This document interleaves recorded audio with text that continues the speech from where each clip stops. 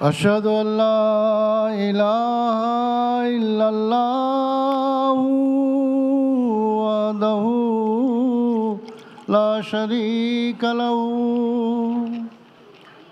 وأشهد أن محمدًا عبده ورسوله أما بعد فأعوذ بالله من الشيطان الرجيم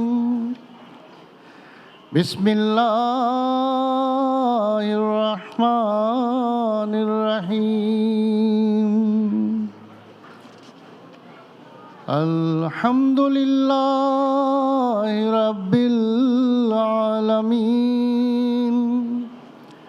الرحمن الرحيم مالك يوم الدين إياك نعبد وإياك نستعين اهدنا الصراط المستقيم صراط الذين أنعمت عليهم غير المغضوب عليهم ولا الضالين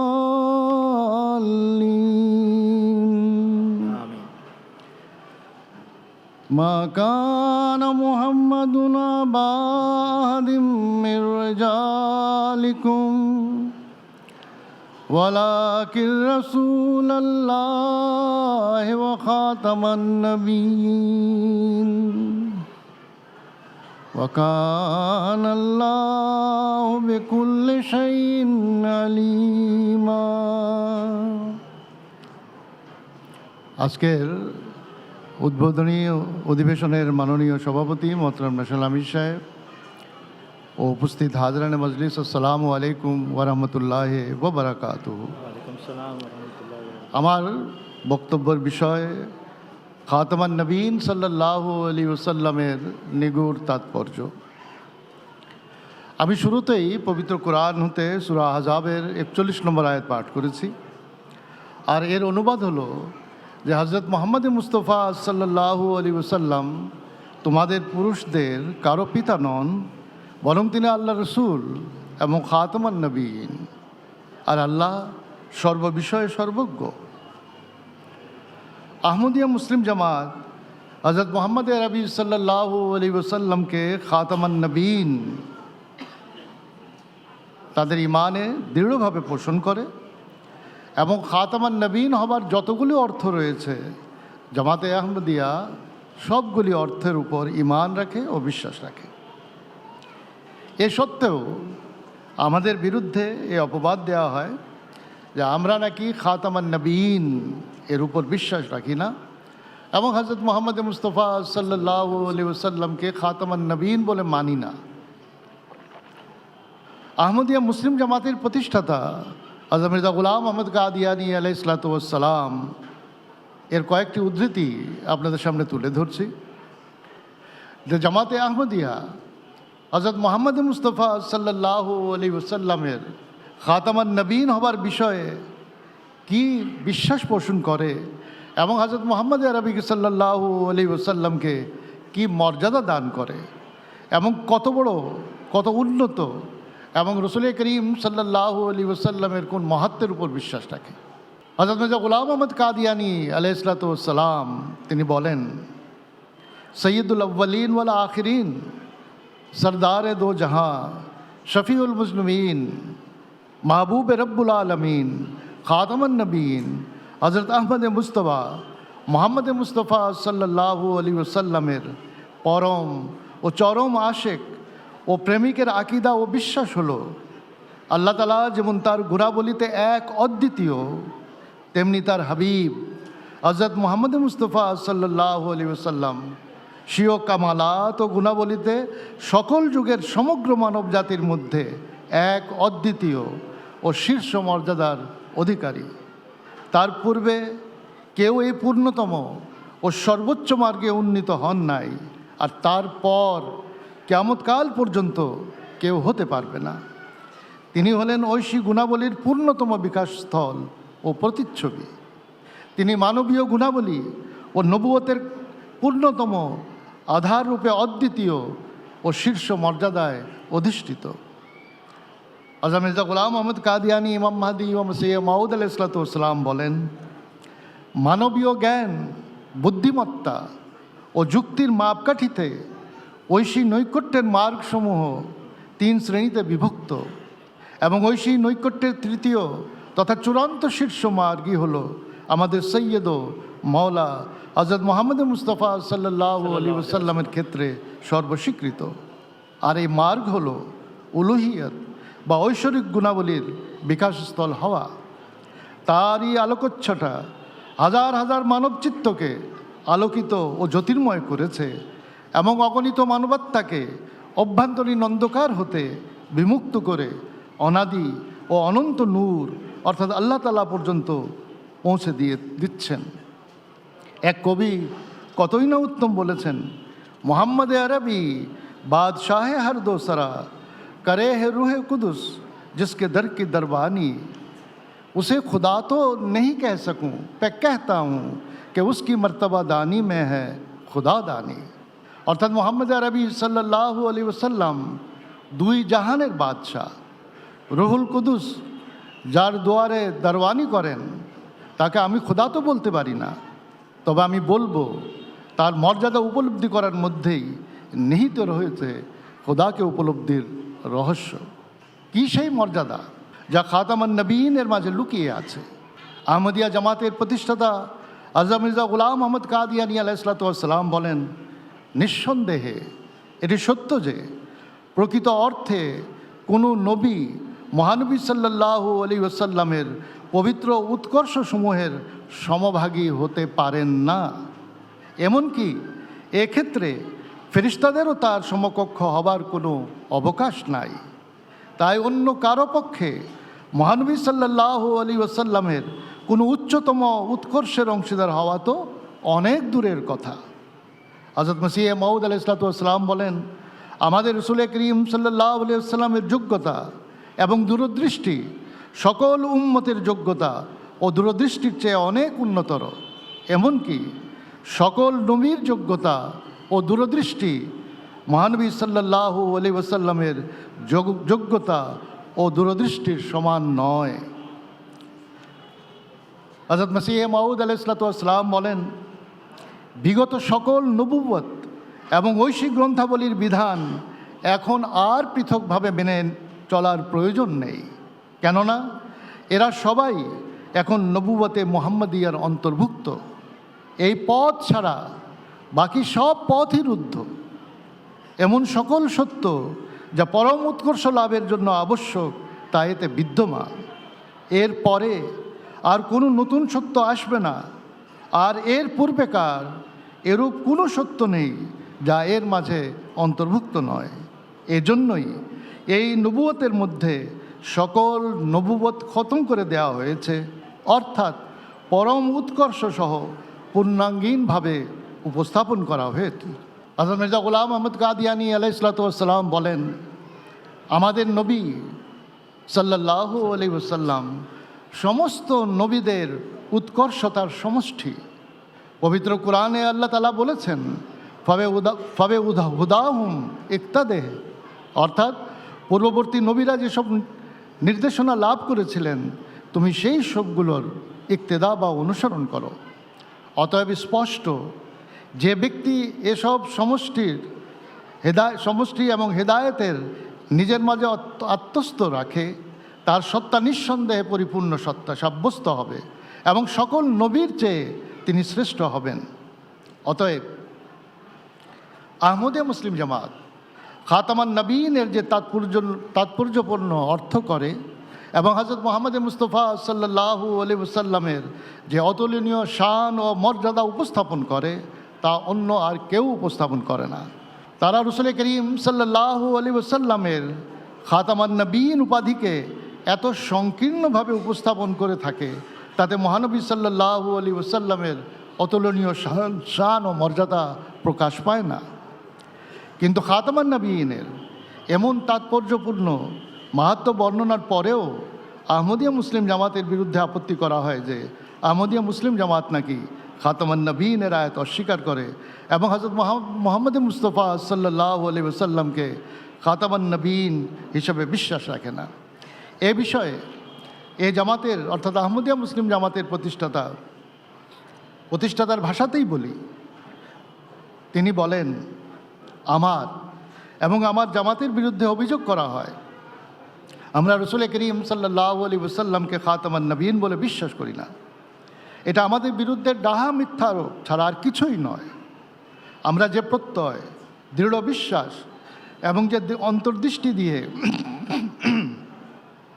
মহানবী সাল্লাল্লাহু আলাইহি ওয়াসাল্লামকে খাতামুল আম্বিয়া বলে বিশ্বাস করি, তার লক্ষ ভাগের এক ভাগও অপরাপর লোকেরা মানেন না এবং সেভাবে মানার মতো তাদের সেই হৃদয়, ক্ষমতা ও যোগ্যতাও নেই। খাতামুল আম্বিয়া সাল্লাল্লাহু আলাইহি ওয়াসাল্লামের খাতমে নবুয়তের মধ্যে যে নিগূঢ় তাৎপর্য, তত্ত্ব এবং রহস্য নিহিত রয়েছে তা তারা বুঝেই না। তারা কেবল বাপদাদার কাছ থেকে একটি শব্দ শুনে রেখেছেন, কিন্তু এর প্রকৃত তত্ত্ব ও তাৎপর্য সম্পর্কে অনবহিত। তারা জানেন না খতমে নবুয়ত বিষয়টা কি, এর উপর ঈমান আনার মর্মই বা কী। কিন্তু আমরা পরিপূর্ণ ও সংশয়াতীত জ্ঞান ও অন্তর্দৃষ্টির মাধ্যমে মহানবী সাল্লাল্লাহু আলাইহি ওয়াসাল্লামকে খাতামান নবীন বলে বিশ্বাস করি এবং খোদা তাআলা আমাদের নিকট খতমে নবুয়তের গূঢ় তত্ত্ব এরূপ প্রাঞ্জলভাবে খুলে দিয়েছেন যে এর গভীর তত্ত্ব ও মর্মের যে সুপেয় শরবত পান করিয়েছেন, তাতে এমন এক অনুপম স্বাদ আমরা লাভ করে থাকি যা একই উৎস থেকে পান করে তৃপ্তি লাভকারীগণ ছাড়া অন্য কেউ অনুমানও করতে পারেন না। আসুন একটু আয়াতে খাতামান নবীন আয়াতটি পর্যালোচনা করে দেখি। এই আয়াতের একেবারে সহজ এবং সরল তর্জমা হলো, মুহাম্মদ রাসূলুল্লাহ সাল্লাল্লাহু আলাইহি ওয়াসাল্লাম তোমাদের মধ্যে কোনো প্রাপ্তবয়স্ক পুরুষের পিতা নন, কিন্তু তিনি আল্লাহ রসুল এবং খাতামান নবীন।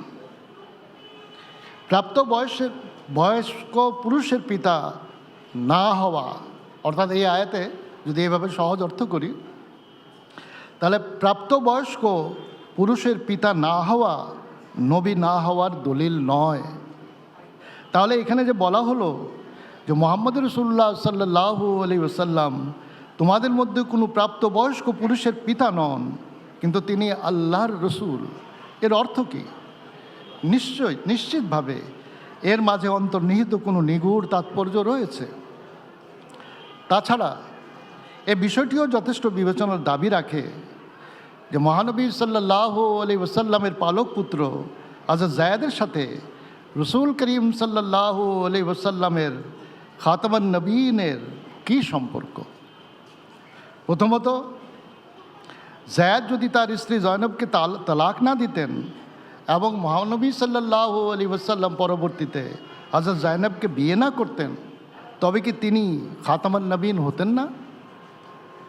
এত বড় একটি ঘোষণা কি নিছক কাকতালীয় বা ঘটনাক্রমে ঘটে যাওয়া কোনো বিষয় ছিল? এছাড়া যেমনটি পূর্বে বলা হয়েছে যে প্রাপ্তবয়স্ক কোনো পুরুষের পিতা হওয়া বা না হওয়ার অবতারণা নবুয়তের গূঢ় রহস্য বিশেষভাবে প্রাণিধানযোগ্য একটি বিষয়। অতএব পবিত্র কোরআনের বর্ণনার প্রতি গভীর মনোযোগ দেওয়া প্রয়োজন যে অন্য কোনো স্থানে এমন কোনো বিষয় কি বর্ণিত হয়েছে যার ফলে রসুল করিম সাল্লাল্লাহু আলাইহি ওয়াসাল্লাম যদি প্রাপ্ত বয়স্ক কোনো পুরুষের পিতা সাব্যস্ত না হন, তবে এই বিষয়টি অস্পষ্ট ও ধোঁয়াশা রয়ে যায়। কারণ আরবিতে লাকিন শব্দটি বক্তব্য সুস্পষ্ট এবং সন্দেহ নিরসনের জন্য ব্যবহৃত হয়। এদিক থেকে পর্যালোচনা করলে আমরা যখন সূরা কাউসারের দিকে দৃষ্টি দেই, সেখানে আমরা দেখতে পাই যে আল্লাহ তাআলা বলছেন যে হে মুহাম্মদ আরবি সাল্লাল্লাহু আলাইহি ওয়াসাল্লাম, আমরা তোমাকে কাউসার তথা প্রভূত কল্যাণরাজি দান করেছি, সুতরাং তুমি আল্লাহ তাআলার ইবাদত করো এবং কুরবানি করো, নিশ্চিতভাবে তোমার শত্রুই অপুত্রক হবে। মহানবী সাল্লাল্লাহু আলাইহি ওয়াসাল্লামের উপর এই সূরাটি মক্কাতে অবতীর্ণ হয়। মহানবী সাল্লাল্লাহু আলাইহি ওয়াসাল্লামের পুত্র সন্তানদের শৈশবেই মৃত্যুবরণের কারণে মক্কার শীর্ষস্থানীয় মুশরিকরা রসুল করিম সাল্লাল্লাহু আলাইহি ওয়াসাল্লামকে অপুত্রক বা আটকুরা বলে কটূক্তি করত। এখানে তাদের দেয়া বিভিন্ন অপবাদের অপনোদন করা হয়েছে। এই সূরা নাজিল হওয়ার পর মুসলমানদের মাঝে এই ধারণা জন্মালো যে মহানবী সাল্লাল্লাহু আলাইহি ওয়াসাল্লামের পুত্র সন্তান হবে এবং সে জীবিত থাকবে, কিন্তু তা হয় নাই। তাদের ধারণা অনুযায়ী রসুল করিম সাল্লাল্লাহু আলাইহি ওয়াসাল্লামের পুত্র সন্তান হলো না। আর এদিক থেকে যে বিরোধীদের সম্পর্কে হুয়াল আবতার অর্থাৎ তারা অপুত্রক হবে বলা হয়েছিল, তাদের পুত্র সন্তান জীবিত রইল। আবু জাহাল, আস এবং ওয়ালিদের মতো শীর্ষস্থানীয় বিরোধীদের পুত্র সন্তান জীবিত রইল। এবার রসুল করিম সাল্লাল্লাহু আলাইহি ওয়াসাল্লামের পালক পুত্র হযরত জয়নবের স্ত্রী, হযরত জায়েদের স্ত্রী হযরত জয়নবকে তালাক দেয়া, তারপরই হযরত জয়নবকে মহানবী সাল্লাল্লাহু আলাইহি ওয়াসাল্লামের বিয়ে করার বিষয়টি মানুষের মনে আরও বেশি সন্দেহের দানা সৃষ্টি করে বা সন্দেহের দানা বাঁধতে থাকে। কারণ ইসলামের দৃষ্টিতে ছেলের বউকে বিয়ে করা জায়েজ নয়। এসব বিষয় পরিষ্কার করার জন্য আল্লাহ তাআলা বলছেন যে তোমরা যে জায়েদকে আল্লাহর রসুলের পুত্র সন্তান বলে মনে করো, এটা ঠিক নয়। কারণ ঔরসজাত সন্তানই প্রকৃত সন্তান। হযরত মুহাম্মদ মুস্তাফা সাল্লাল্লাহু আলাইহি ওয়াসাল্লাম প্রাপ্ত বয়স্ক কোনো পুরুষেরই পিতা নন। আর আয়াতের শুরুতে উল্লেখিত মা কানা অংশটি কেবলমাত্র বর্তমান কালকেই বোঝায় না, বরং এতে ভবিষ্যতের অর্থ নিহিত রয়েছে। অর্থাৎ ভবিষ্যতেও তিনি কোনো প্রাপ্ত বয়স্ক পুরুষের পিতা হবেন না। তাই এই ঘোষণার পরে মানুষের মনে আরেকটি সন্দেহের উদ্রেক ঘটে, আর তা হলো মক্কাতে তো সূরা কাউসারে হযরত মুহাম্মদ আরবি সাল্লাল্লাহু আলাইহি ওয়াসাল্লামকে এই সুসংবাদ দেওয়া হলো যে তোমার শত্রুরা অপুত্রক হবে, তাহলে রসুল করিম সাল্লাল্লাহু আলাইহি ওয়াসাল্লামের পুত্র হবে। কিন্তু বহু বছর পরে, অর্থাৎ কয়েক বছর পর আবার মদিনাতে বলা হচ্ছে যে রসুল করিম সাল্লাল্লাহু আলাইহি ওয়াসাল্লাম কোনো প্রাপ্ত বয়স্ক পুরুষের পিতা নন, আর ভবিষ্যতেও হবে না। তাহলে যারা বিরুদ্ধবাদী তাদের কাছে এর অর্থ দাঁড়াচ্ছে যে নাউজুবিল্লাহ নাউজুবিল্লাহ, সূরা কাউসারের ভবিষ্যৎবাণী পূর্ণ হয় নাই এবং নাউজুবিল্লাহ রসুল করিম সাল্লাল্লাহু আলাইহি ওয়াসাল্লামের নবুয়ত ত্রুটিপূর্ণ। এই ঘোষণার ফলে মানুষের মনে যে সন্দেহের উদ্রেক ঘটেছে, এর জবাবে আল্লাহ তাআলা বলেন ওয়ালাকি রাসূলুল্লাহ ওয়া খাতামান নবীন, অর্থাৎ তিনি কেবল আল্লাহর রসুলই নন, বরং খাতামান নবীন অর্থাৎ নবীদের মোহর। পূর্ববর্তী নবী রসুলদের জন্য তিনি অলঙ্কার স্বরূপ। রসুল করিম সাল্লাল্লাহু আলাইহি ওয়াসাল্লামের মোহরাঙ্কিত হওয়া ছাড়া ভবিষ্যতেও কেউ নবুয়তের পদমর্যাদায় অভিষিক্ত হতে পারবেন না। আর এমন ব্যক্তি হবে তার আধ্যাত্মিক পুত্র। এ নিগুড় তাৎপর্যপূর্ণ অর্থ করলে, অর্থাৎ এই অর্থ যদি আমরা খাতামান নবীনের আয়াতে খাতামান নবীনের গ্রহণ করি, তবে একদিকে হযরত মুহাম্মদ মুস্তাফা সাল্লাল্লাহু আলাইহি ওয়াসাল্লামের উম্মতে এমন আধ্যাত্মিক পুত্র লাভ করা এবং অন্যদিকে মক্কার শীর্ষস্থানীয় শত্রুদের মুসলমান হওয়া প্রমাণ করে যে সূরা কাউসারে যে ভবিষ্যৎবাণী করা হয়েছে তা সঠিক ছিল। আবু জাহেল, ওয়ালিদ এবং আসের প্রজন্মের সমাপ্তি এবং তাদের সন্তানরা নিজেদেরকে অদূর ভবিষ্যতে হযরত মুহাম্মদ মুস্তাফা সাল্লাল্লাহু আলাইহি ওয়াসাল্লামের একজন অনুসারী বলে পরিচয় দিতে গর্ব করবে। এভাবে হযরত মুহাম্মদ মুস্তাফা সাল্লাল্লাহু আলাইহি ওয়াসাল্লামের আধ্যাত্মিক সন্তান প্রজন্মান্তরে অব্যাহত থাকবে। সুতরাং সূরা কাউসারকে সূরা আহজাবের সামনে রাখলে আধ্যাত্মিক সন্তান অব্যাহত থাকবে, এই অর্থ আমরা পেয়ে যাই। এছাড়া ইন্না শানিয়াকা হুয়াল আবতার আর খাতামান নবীনের অন্য কোনো অর্থ করা সম্ভব নয়। অর্থাৎ অন্য কোনো অর্থ করে এই নিগুড় তাৎপর্যপূর্ণ অর্থ পাওয়া সম্ভব নয়। সাধারণত খাতামান নাবিয়িনের অর্থ করা হয়ে থাকে শেষ নবী। যদি খাতামান নাবিয়িনের অর্থ শেষ নবী হয়, তাহলে ভালোভাবে একটু লক্ষ্য করুন যে শেষ নবী অর্থকারীরা একদিকে হজরত মুহাম্মদ মুস্তাফা সাল্লাল্লাহু আলাইহি ওয়াসাল্লামকে শেষ নবী বলছেন, আর অপরদিকে শেষ যুগে উম্মতে মুসলিমার সংশোধন এবং ইসলামের বিশ্ববিজয়ের জন্য হজরত ঈসা নবীউল্লাহ আসবেন বলেও বিশ্বাস করেন। তাহলে যিনি শেষে আগমন করবেন এবং বিশ্ব বিজয় করবেন, তাহলে শেষ নবী কে হলেন? হজরত ঈসা আলাইহিস সালাম নাকি হজরত মুহাম্মদ আরবি সাল্লাল্লাহু আলাইহি ওয়াসাল্লাম? বলা হয় যেহেতু ঈসা আলাইহিস সালাম প্রথমেই নবী ছিলেন, তাই তিনি আসতে পারেন।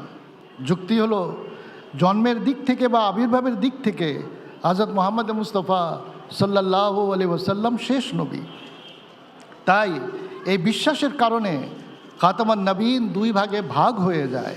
প্রথমত জন্ম বা আবির্ভাবের দিক থেকে হজরত মুহাম্মদ মুস্তাফা সাল্লাল্লাহু আলাইহি ওয়াসাল্লাম খাতামান নবীন, আর দ্বিতীয়ত কল্যাণ, শিক্ষা বিস্তার, তবলিগে এবং মৃত্যুর দিক থেকে হজরত ঈসা আলাইহিসসালাতু ওয়াসসালাম খাতামান নবীন সাব্যস্ত হন। কুরআন করিম শুধুমাত্র হজরত মুহাম্মদ মুস্তাফা সাল্লাল্লাহু আলাইহি ওয়াসাল্লামকেই এই সম্মানের উপাধি দিয়েছেন, অথচ বক্তব্য অনুযায়ী এই অমূল্য উপাধি হজরত ঈসা আলাইহিসসালাতু ওয়াসসালামও অংশীদার হয়ে যান। আর এর ফলে হজরত মুহাম্মদ আরবি সাল্লাল্লাহু আলাইহি ওয়াসাল্লামের মর্যাদা হানি হয়। আর বনি ইসরায়েলের একজন সাধারণ নবীও হজরত মুহাম্মদ মুস্তাফা সাল্লাল্লাহু আলাইহি ওয়াসাল্লামকে আল্লাহ প্রদত্ত উপাধির অংশীদার সাব্যস্ত করে দেয়। আহমদিয়া মুসলিম জামাত মোটেও এটি বিশ্বাস করে না। আহমদিয়া জামাত কেবল হজরত মুহাম্মদ মুস্তাফা সাল্লাল্লাহু আলাইহি ওয়াসাল্লামকেই খাতামান নবীন বলে বিশ্বাস করে, আর একমাত্র তাকেই এই উচ্চ মর্যাদার অধিকারী বলে মনে করেন। কেননা শ্রেষ্ঠত্ব কখনো আগে, পরে বা মধ্যে আসার সাথে সম্পর্ক রাখে না। শ্রেষ্ঠত্ব গুণ বা বৈশিষ্ট্যের কারণে হয়ে থাকে। এরূপ হয়ে থাকলে যদি প্রশ্ন করা হয় যে মানুষ হবার দিক থেকে সর্বশ্রেষ্ঠ মানবকে, আমরা তো অবশ্যই বলবো হযরত মুহাম্মদ আরবি সাল্লাল্লাহু আলাইহি ওয়াসাল্লাম সর্বশ্রেষ্ঠ মানব। কিন্তু শেষে জন্ম নিলেই যদি শ্রেষ্ঠত্ব সাব্যস্ত হয়, তাহলে আজ যে জন্ম নিবে সে পূর্বের সকলের চেয়ে শ্রেষ্ঠ সাব্যস্ত হবে। কিন্তু সকলেই জানেন শ্রেষ্ঠত্বের বিচার এভাবে হয় না। এজন্যই দেওবন্দ মাদ্রাসার প্রতিষ্ঠাতা হযরত মাওলানা মোহাম্মদ কাসেম নানতুবি সাহেব তার তাহজিরুন নাস পুস্তকে লিখেছেন, সাধারণ লোকদের ধারণায় রাসূলুল্লাহ সাল্লাল্লাহু আলাইহি ওয়াসাল্লামের খাতাম হবার অর্থ হলো তার যুগ পূর্ববর্তী নবীগণের যুগের পরে এবং তিনি সর্বশেষ নবী। কিন্তু বিবেকবান বা জ্ঞানীরা জানেন যুগের দিক দিয়ে আগে পরে আসার মাঝে কোনো শ্রেষ্ঠত্ব নাই।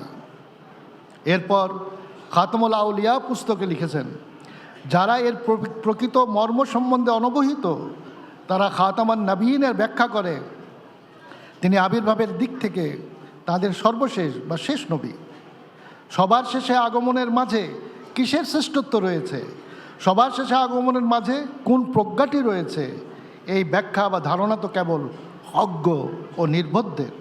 হযরত মির্জা গোলাম মোহাম্মদ কাদিয়ানী আলাইহিসসালাতু ওয়াসসালাম বলেন, যেহেতু মহানবী সাল্লাল্লাহু আলাইহি ওয়াসাল্লাম অন্তরের পবিত্রতা, হৃদয়ের প্রশস্ততা, সততা, নম্রতা, দৃঢ়তা, নিষ্কলুষতা, খোদা ভরসা, নিষ্ঠা, খোদা প্রেমের সব দিক দিয়ে সব নবীদের চেয়ে অগ্রগামী ছিলেন এবং সবার তুলনায় শ্রেষ্ঠ, উচ্চ, সম্পূর্ণ, সম্মানিত, অধিক জ্যোতির্ময় ও অধিক নিষ্কলুষ বা মাসুম ছিলেন, তাই আল্লাহ জাল্লা শাআনুহু বিশেষ বৈশিষ্ট্যাবলীর আতর দিয়ে তাকে সবচেয়ে বেশি সুরভিত করেছেন এবং সেই বক্ষ যা সব পূর্ববর্তী ও পরবর্তীদের তুলনায় অধিক প্রশস্ত, পবিত্রতর, বেশি জ্যোতির্ময় ও অধিক প্রেমিক ছিল, তা এমন ওহী লাভ করার যোগ্য হলো যা পূর্ববর্তী ও পরবর্তীদের চেয়ে বেশি শক্তিশালী, পূর্ণতর, অধিক উন্নত মানের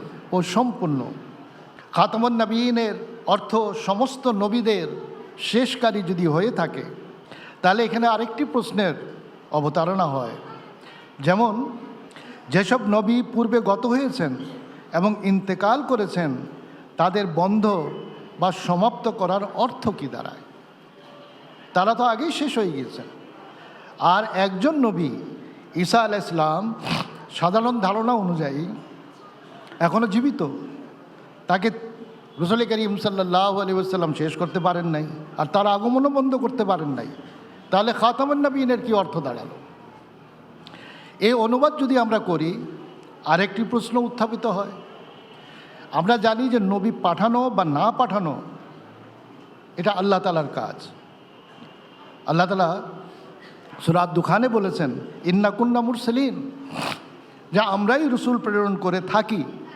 তাহলে রসুল প্রেরণকারী হলেন আল্লাহ তাআলা, এবং এটা আল্লাহ তাআলার ইখতিয়ারে। তাহলে দেখা গেল যে নবুয়তের সমাপ্তিকারী আল্লাহ তাআলা। তাহলে খাতামুন নবীনের যে বৈশিষ্ট্য বা উপাধি, এটা আল্লাহর জন্য প্রযোজ্য হয়, এটা তো রাসূল করিম সাল্লাল্লাহু আলাইহি ওয়াসাল্লামের জন্য প্রযোজ্য হচ্ছে না। কেন? আল্লাহ তিনি রসুল প্রেরণ করে থাকেন, এবং রসুল আসা বা না আসা বা পাঠানো বা না পাঠানো এটা আল্লাহ তাআলার কাজ। তাহলে খাতামুন নবীন যদি আমরা যে অর্থ করে যে সমাপ্তকারী, নবী সমাপ্তকারী, তাহলে আসলে এই উপাধির যোগ্য আল্লাহ তাআলা, হযরত মুহাম্মদ মুস্তাফা সাল্লাল্লাহু আলাইহি ওয়াসাল্লাম নন। এই জন্য আহমদিয়া মুসলিম জামাত এবং এই জামাতের প্রতিষ্ঠাতা গোলাম আহমদ কাদিয়ানী আলাইহিসসালাতু ওয়াসসালাম, তিনি যে তাৎপর্যপূর্ণ খাতামুন নবীনের অর্থ করে গিয়েছেন, সেটা গ্রহণ করা ছাড়া হযরত মুহাম্মদ মুস্তাফা সাল্লাল্লাহু আলাইহি ওয়াসাল্লামের অতুলনীয় শান ও মর্যাদা কখনোই প্রকাশ পেতে পারে না। আমাদের কাছে অর্থাৎ আহমদিয়া মুসলিম জামাতের কাছে সে খাতামুন নবীনের অর্থ তাই যে হযরত মুহাম্মদ মুস্তাফা সাল্লাল্লাহু আলাইহি ওয়াসাল্লাম নিজে আমাদেরকে শিখিয়েছেন। সহিহ মুসলিমের কিতাবুল হজে হযরত মুহাম্মদ আরবি সাল্লাল্লাহু আলাইহি ওয়াসাল্লাম বলেছেন, ইন্নী আখিরুল আম্বিয়ায়ে ওয়া মসজিদি হাযা আখিরুল মাসাজিদে, অর্থাৎ আমি শেষ নবী এবং আমার এই মসজিদ শেষ মসজিদ। এই একটি বাক্যে তিনি তার শেষ নবী হওয়া সম্পর্কে উম্মতকে বুঝিয়ে দিয়েছেন। যদি তার মসজিদ শেষ মসজিদ হয়ে থাকে, আর এই মসজিদের উদ্দেশ্য ও লক্ষ্য পূরণের উদ্দেশ্যে সারা বিশ্বে যদি শত শত হাজার হাজার মসজিদ নির্মিত হতে পারে, এবং এই সত্ত্বেও মসজিদে নববী যদি আখেরি মসজিদ হয়ে থাকে, তাহলে বোঝা গেল যে রাসূল করিম সাল্লাল্লাহু আলাইহি ওয়াসাল্লামের আখেরি নবী হওয়া সত্ত্বেও তার উদ্দেশ্য ও লক্ষ্য পৃথিবীতে প্রতিষ্ঠাকল্পে তার অনুসরণে নবী আসতে পারে। আর যদি আখেরুল আম্বিয়া হওয়ার কারণে ভবিষ্যতে তার অনুসরণে উম্মতি নবী বা তার অনুকরণে নবী না আসতে পারে, তাহলে আখেরি মসজিদ হওয়ার কারণে এরপর আর কোনো মসজিদ নির্মিত হতে পারে না। খতম শব্দের একটি অর্থ হলো মোহর বা সিল। এ থেকে বোঝা যায় যে কেবল মুহাম্মদ সাল্লাল্লাহু আলাইহি ওয়াসাল্লামের মোহর বা সত্তাও নেই, এখন কেউ নবী হতে পারবে, অন্যথায় নয়। আর এই কথাটি সূরা নিসার ৭০ নম্বর আয়াতে আল্লাহ তাআলা বলে দিয়েছেন যে আল্লাহ এবং মুহাম্মদ সাল্লাল্লাহু আলাইহি ওয়াসাল্লামের অনুগত করলে 4টি পুরস্কার রয়েছে, অর্থাৎ নবী, সিদ্দিক, শহীদ এবং সালেহ। হযরত মসিহ মাউদ আলাইহিসসালাতু ওয়াসসালাম বলছেন, এখন মুহাম্মদী নবুয়ত ছাড়া বাকি নবুয়তের সকল পথ বন্ধ হয়ে গেছে, শরীয়তবাহী কোনো নবী আসতে পারে না। তবে হ্যাঁ, শরীয়তবিহীনভাবে নবী আসতে পারে, কিন্তু শর্ত হলো তাকে উম্মতি নবী হতে হবে। মির্জা গোলাম আহমদ কাদিয়ানী আলাইহিসসালাতু ওয়াসসালাম বলেন যে হযরত মুহাম্মদ আরবি সাল্লাল্লাহু আলাইহি ওয়াসাল্লাম খাতামুন নবীন এই অর্থে নন যে তার থেকে কোনো আধ্যাত্মিক কল্যাণ পাওয়া যাবে না, বরং এই অর্থে তিনি খাতামুন নবীন, কেননা তিনি খাতামের অধিকারী। তার এই মোহর ছাড়া কেউ কোনো ধরনের কল্যাণ লাভ করতে পারে না। তিনি একমাত্র ব্যক্তিত্ব যার মোহরে এমন নবুয়ত লাভ হতে পারে যার জন্য তার প্রথমে উম্মত হওয়া আবশ্যক। ইয়া রব্বে সাল্লি আলা নবিয়্যিকা দাইমান ফি হাযিহিদ দুনিয়া ওয়া বাস ইনসানি।